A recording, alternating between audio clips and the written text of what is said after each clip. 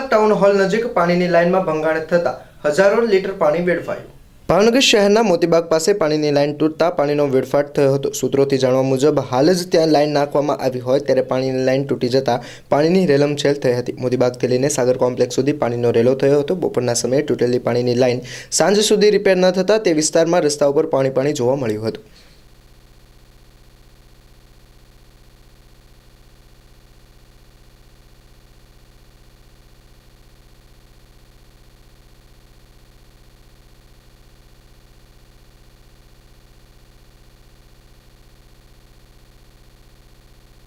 મારું નામ ઈફાભાઈ। દાદા શું પ્રશ્ન છે અહીંયા જે લાઈન નાખી હતી એમણે નવી ત્યાં એક લાઈન તૂટી ગઈ હતી ને એમાંથી પાણી નીકળે।